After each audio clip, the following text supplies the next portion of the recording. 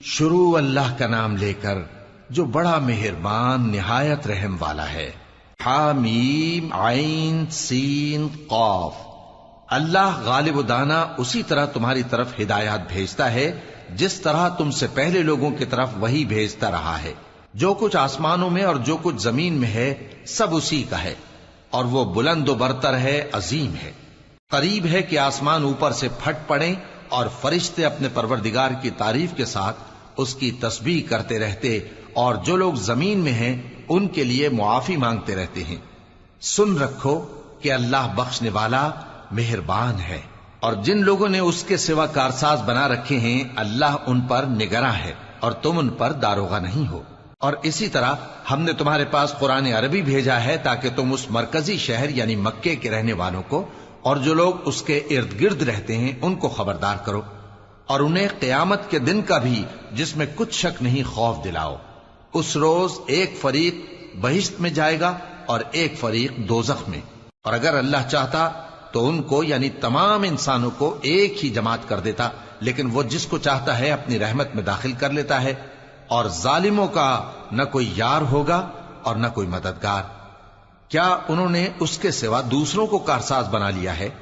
سو کارساز تو اللہ ہی ہے، اور وہی مردوں کو زندہ کرے گا، اور وہ ہر چیز پر قدرت رکھتا ہے۔ اور تم لوگ جس بات میں اختلاف کرتے ہو اس کا فیصلہ اللہ کی طرف سے ہوگا۔ یہی اللہ میرا پروردگار ہے، میں اسی پر بھروسہ رکھتا ہوں اور اسی کی طرف رجوع کرتا ہوں۔ وہی ہے آسمانوں اور زمین کا پیدا کرنے والا، اسی نے تمہارے لیے تمہاری ہی جنس کے جوڑے بنائے اور چوپایوں کے بھی جوڑے بنائے۔ وہ اسی طرح تم کو پھیلاتا رہتا ہے، اس جیسی تو کوئی چیز نہیں، اور وہ سنتا ہے، دیکھتا ہے۔ آسمانوں اور زمین کی کنجیاں اسی کے پاس ہیں، وہ جس کے لیے چاہتا ہے رزق فراخ کر دیتا ہے اور جس کے لیے چاہتا ہے تنگ کر دیتا ہے۔ بے شک وہ ہر چیز سے واقف ہے۔ اس نے تمہارے لیے دین کا وہی رستہ مقرر کیا جس کے اختیار کرنے کا نوح کو حکم دیا تھا، اور جس کی اے نبی ہم نے تمہاری طرف وہی بھیجی ہے، اور جس کا ابراہیم اور موسیٰ اور عیسیٰ کو حکم دیا تھا، وہ یہ کہ دین کو قائم رکھنا اور اس میں پھوٹ نہ ڈالنا۔ جس چیز کی طرف تم مشرکوں کو بلاتے ہو وہ ان کو ناگوار گزرتی ہے۔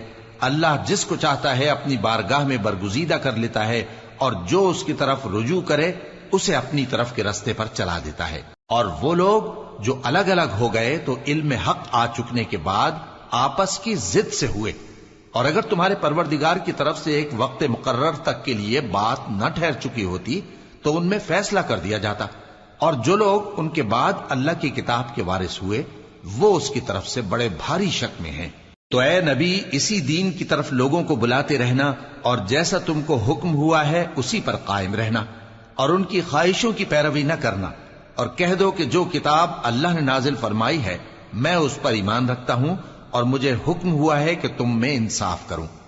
اللہ ہی ہمارا اور تمہارا پروردگار ہے، ہم کو ہمارے اعمال کا بدلہ ملے گا اور تم کو تمہارے اعمال کا۔ ہم میں اور تم میں کچھ بحث و تکرار نہیں، اللہ ہم سب کو اکٹھا کرے گا اور اسی کی طرف لوٹ کر جانا ہے۔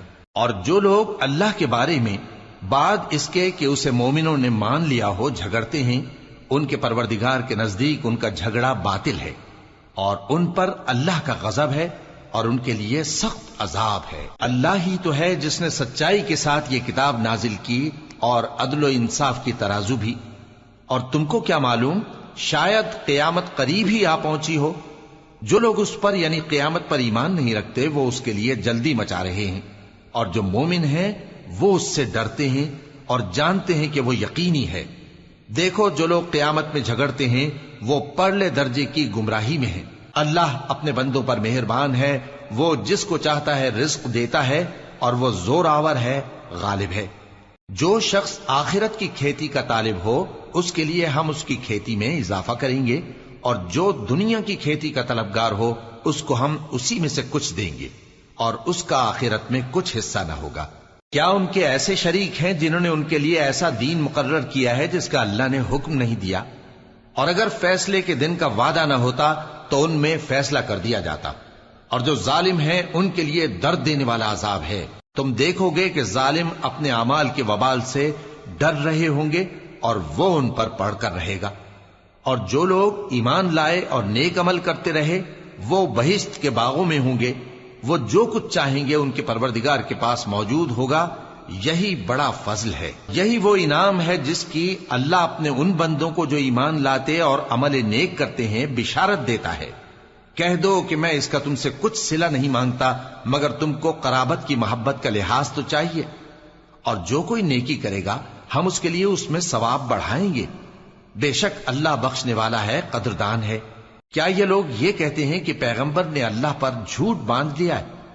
اگر اللہ چاہے تو اے نبی تمہارے دل پر مہر لگا دے، اور اللہ جھوٹ کو نابود کرتا ہے اور اپنی باتوں سے حق کو ثابت کرتا ہے۔ بے شک وہ دلوں کی باتوں تک سے واقف ہے، اور وہی تو ہے جو اپنے بندوں کی توبہ قبول کرتا ہے اور ان کے قصور معاف فرماتا ہے، اور جو کچھ تم کرتے ہو وہ جانتا ہے۔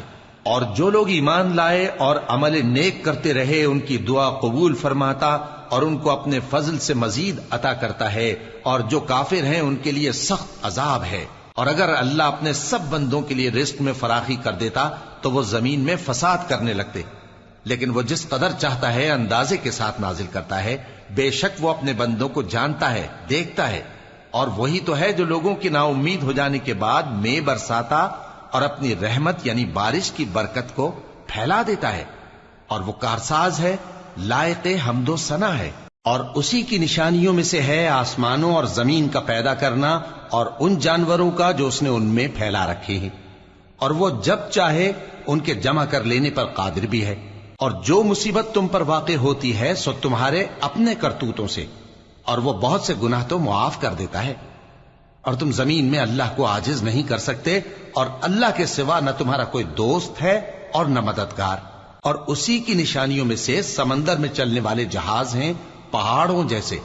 اگر اللہ چاہے تو ہوا کو ٹھہرا دے کہ جہاز اس کی سطح پر کھڑے رہ جائیں۔ ہر صبر اور شکر کرنے والے کے لیے ان باتوں میں قدرت کے نمونے ہیں۔ یا ان کے اعمال کے سبب ان کو تباہ کر دے اور بہت سوں کو معاف بھی کر دے۔ اور سزا اس لیے دی جائے کہ جو لوگ ہماری آیتوں میں جھگڑتے ہیں وہ جان لیں کہ ان کے لیے کوئی جائے فرار نہیں۔ لوگوں، جو مال و متاع تم کو دیا گیا ہے وہ دنیا کی زندگی کا ناپائیدار فائدہ ہے، اور جو کچھ اللہ کے ہاں ہے وہ بہتر اور باقی رہنے والا ہے، یعنی ان لوگوں کے لیے جو ایمان لائے اور اپنے پروردگار پر بھروسہ رکھتے ہیں، اور جو بڑے بڑے گناہوں اور بے حیائی کے کاموں سے پرہیز کرتے ہیں، اور جب غصہ آتا ہے تو معاف کر دیتے ہیں، اور جو اپنے پروردگار کا فرمان قبول کرتے ہیں اور نماز پڑھتے ہیں اور اپنے کام آپس کے مشورے سے کرتے ہیں، اور جو مال ہم نے ان کو عطا فرمایا ہے اس میں سے خرچ کرتی ہیں، اور جو ایسے ہیں کہ جب ان پر ظلم و زیادتی ہو تو مناسب طریقے سے بدلہ بھی لیتی ہیں، اور برائی کا بدلہ تو اسی طرح کی برائی ہے، مگر جو درگزر کرے اور معاملے کو درست کر دے تو اس کا بدلہ اللہ کے ذمے ہے۔ اس میں شک نہیں کہ وہ ظلم کرنے والوں کو پسند نہیں فرماتا۔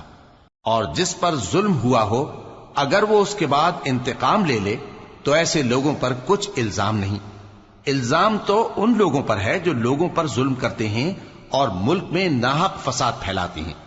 یہی لوگ ہیں جن کو تکلیف دینے والا عذاب ہوگا۔ اور جو صبر کرے اور قصور معاف کر دے تو یہ بڑی ہمت کے کام ہیں۔ اور جس شخص کو اللہ گمراہ رہنے دے تو اس کے بعد اس کا کوئی دوست نہیں۔ اور تم ظالموں کو دیکھو گے کہ جب وہ دوزخ کا عذاب دیکھیں گے تو کہیں گے کیا دنیا میں واپس جانے کی کوئی سبیل ہے؟ اور تم ان کو دیکھو گے کہ دوزخ کے سامنے لائے جائیں گے، ذلت سے عاجزی کرتے ہوئے چھپی نگاہ سے دیکھ رہے ہوں گے، اور مومن لوگ کہیں گے کہ گھاٹے میں رہنے والے تو وہ ہیں جنہوں نے قیامت کے دن اپنے آپ کو اور اپنے گھر والوں کو خسارے میں ڈالا۔